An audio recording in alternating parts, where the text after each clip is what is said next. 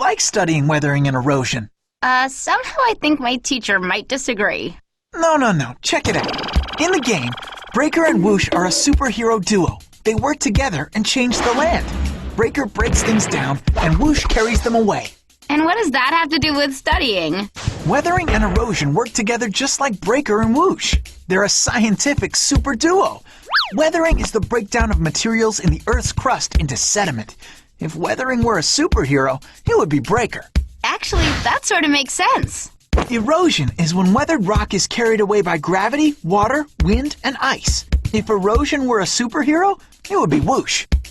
You're right. Weathering and erosion work together and change the Earth, just like a pair of superheroes. Right. Think of weathering as a superhero that acts in different ways and breaks things down. It breaks down rocks with water. It wears things away with wind. It can even scorch or freeze the Earth with temperature, cracking and breaking it apart. When weathering acts like this, it's called physical weathering. Wow. That's only the beginning. There's another whole side to weathering's personality.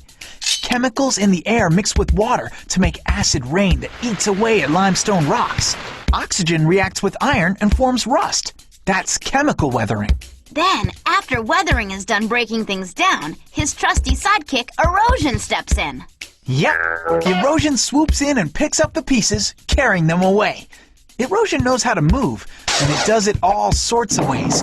It's the flow of water that moves rocks and sand, the push of the wind that carries sediment away, even the movement of a glacier dropping pieces of rock at the bottoms of oceans and lakes. Glaciers move? Yeah, glaciers are giant moving rivers of ice. They carry along pieces of rock and then drop them as they move.